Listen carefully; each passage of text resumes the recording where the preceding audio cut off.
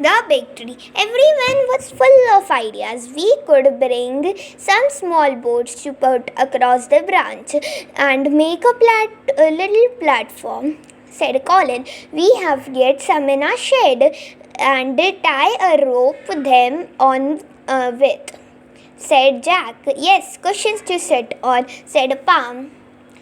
Only we would have to stuff them in a hole in the tree. Whatever we left in case it rained can't do that. The hole is not big enough, said Jack. Well, I could bring an old waterproof sheet, a rubber one, to cover up any things of ours. Good idea, Peter. Scribbling fast in a notebook. Any more ideas? Store for a little cubby hole in the tree, said Janet. Unbreakable mugs and things like that. I will bring those.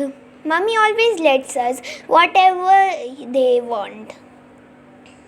So long we take them back sometimes.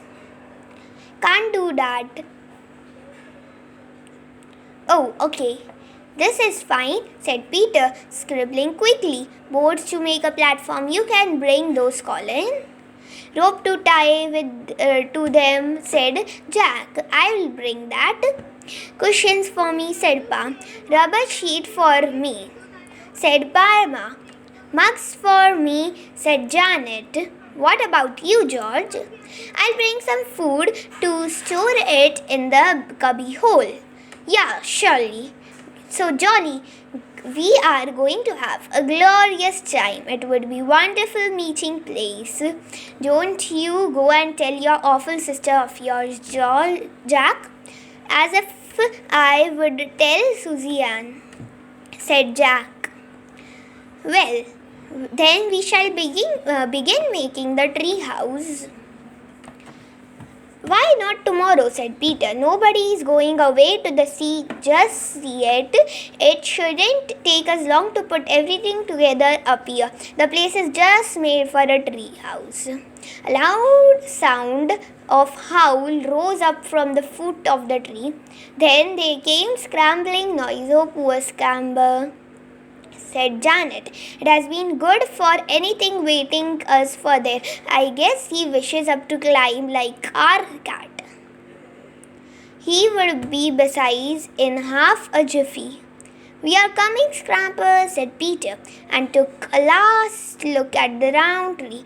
It is really couldn't be better, said.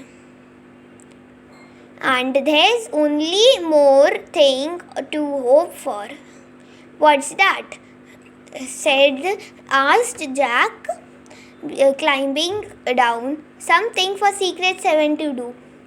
We haven't had any adventures or mystery or excitement for ages.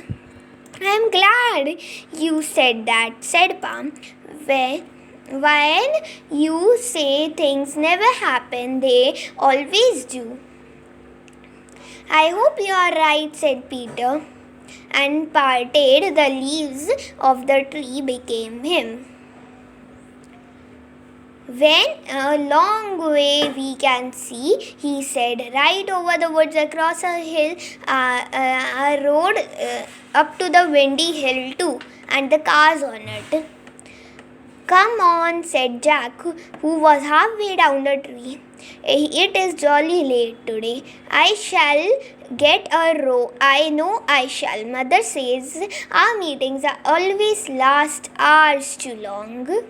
Well, this is jolly good one anyhow, said Colin, slithering down much too fast. Golly, now I have torn my shoes. I should think so, going down the tree as it was slippery, said Barney.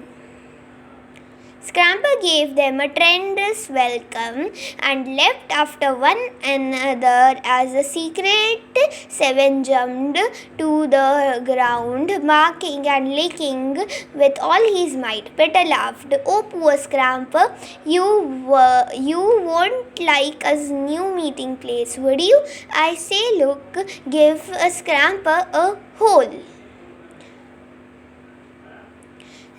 Over that kind of a kennel, we are in a tree." He pointed almost like a small cave nearby.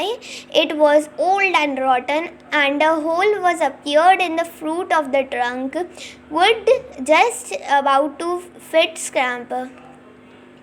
"We would put one of his rugs there and a bone, so he would know it is his place," said Peter. And we say, "On guard, Scamper," to him, so that we would say, "There is no welcome to till we came down." Oh, yes. He would be our guard. He would make an awful good one. He would bark as soon as anyone came near. They felt all happy now as they had made a good plan for Scamper. He wouldn't be able to come up the tree and join the meeting as he did in the shed, but at least he would be doing something for them, feeling important because he was on guard. "Woof, woof," said Scamper, exactly as he understood each word and agreed. Truly, he wagged his tail and ran in front of them. He knew it was dining time if they didn't.